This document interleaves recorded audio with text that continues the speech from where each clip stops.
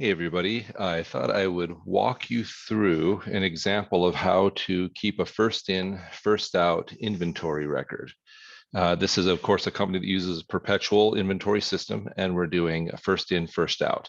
So over on the left, we have our information. The Montour company uses perpetual inventory system. It entered into the following calendar year purchases and sales transactions. So we can see at the beginning of the year, January 1st, they had some inventory already. Then they have purchases and sales, and so we're going to keep track of those and create this first in, first out record. So I'm going to just start by entering the beginning inventory. So nothing was purchased, nothing sold. We just had 540 units in inventory at the beginning of the year at a cost of $55 per unit.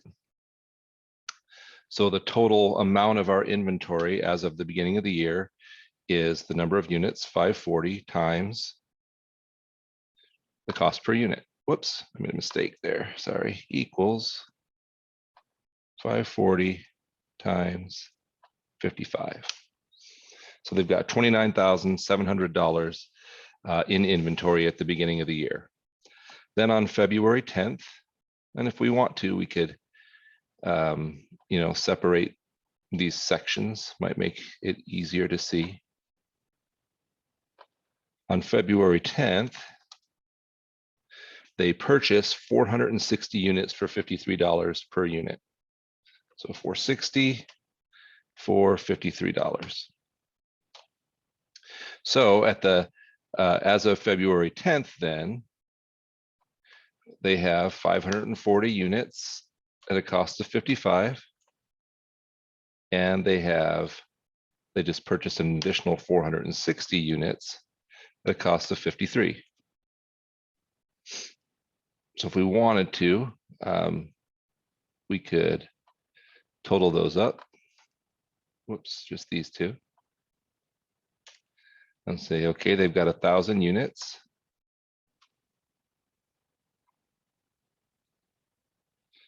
And the total balance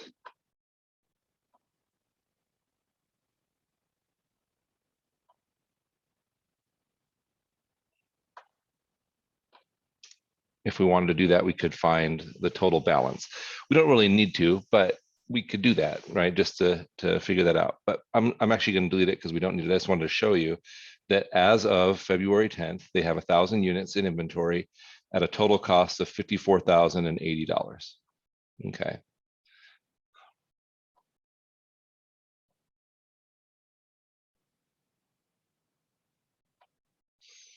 All right.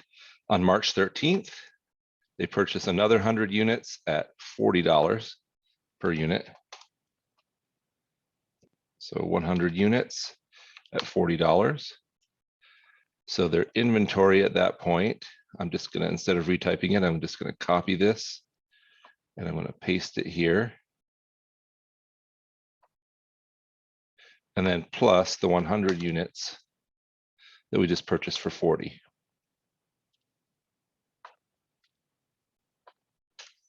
All right. So there are the units we have at the end of March 13th. So we get to March 15th and we have our first sale. So the question we're always trying to answer is, which units did we sell? And since we're doing first in, first out, we're going to start our assumptions with the oldest units. And then we will move toward the newer units, or the more recently purchased ones.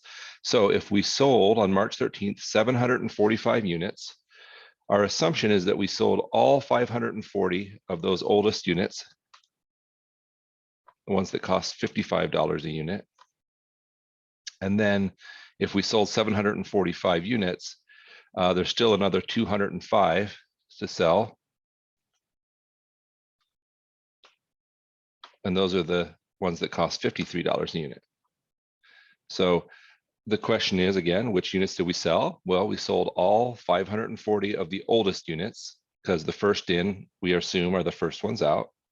And then we sold 205 of the second oldest units. And that's the total of the 745 units we sold. 540 were $55 cost units, and the remaining 205 were $53 cost units. So to find our cost of goods sold, we'll just take the number of units sold times the cost. Now, this isn't telling us how much we sold it for. Okay, that's not what we're finding here. This is telling us that the cost of the units we sold. We actually sold the units for $80 a unit. We can see right there, but that's not what we're figuring out right now.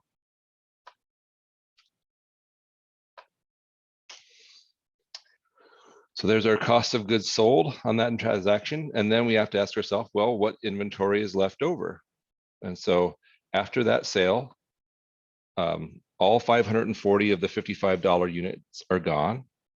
And if I do 460 minus the 205, there are 255 of the $53 units left and 100 of the $40 units. So that's what's still in our inventory after that sale. Oops.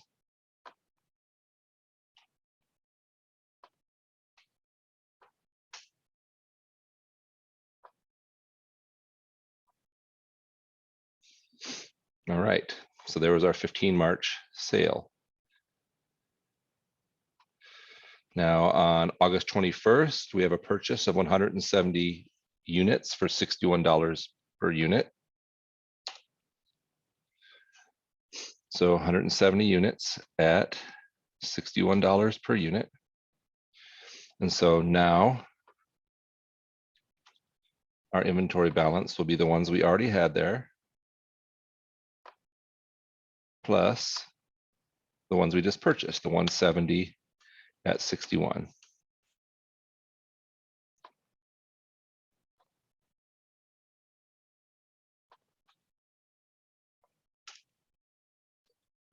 And there's our purchase on August 21st.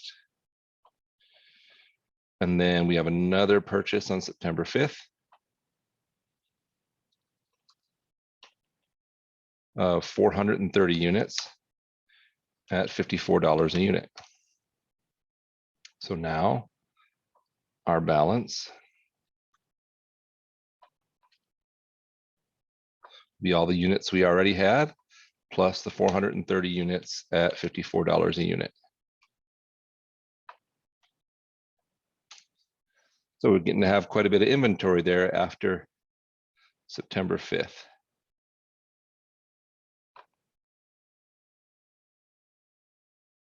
So now on September 10th, we have another sale. So what did we sell? We sold 600 units. We sold them for $80, but we're not really interested in that right now. What we're interested in is the cost of the units. So again, our question is, well, which units did we sell? And we didn't have, and so again, with first in, first out, we're going to assume we sold all 55, or I mean, all 255 of the oldest units, the first in, plus 100 of the second oldest units. That's all of those. Remember, we sold 600. Plus those. So those all add up to 525. So we must have sold 75 of the more expensive units. So we sold 255 units that were $53 in cost, 100 units that were $40 in cost, 170 units that were $61 in cost, and 75 of the $54 units. So our cost of goods sold is just the number of units times their cost. And then our remaining inventory, since we sold all of these and all of these and all of these, our remaining inventory, and we sold 75 of these, so our remaining inventory is going to be 430 minus 75 of the $54 units.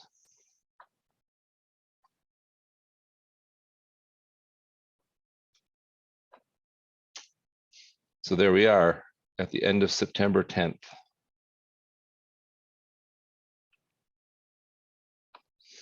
So now if somebody wanted to ask us, hey, what was your cost of goods sold using first in, first out for the period, we could just add all this up, right? Because we calculated the cost of goods sold with each of these sales transactions. So our total cost of goods sold for the period was 72,500. And then what's the balance of our inventory account at the end of September 10th? It's right here, because we don't add up, because it's just what is the balance as of that date. So that's how we keep a perpetual inventory record. One other question that we might have to answer is what was our gross profit on these transactions? And remember, gross profit is the cost of sales, or sorry, the sales revenue minus the cost of goods sold. So we could say, okay, well, the revenue was just the number of units we sold times the sales price. And we can see right here, it's 745 times 80 and 600 times 80. So that's the total revenue we would have brought in. Whoops. So 745 times 80 plus 600 times 80. There's our revenue, 107,600, minus our cost of goods sold, which we figured out right here. And so our gross profit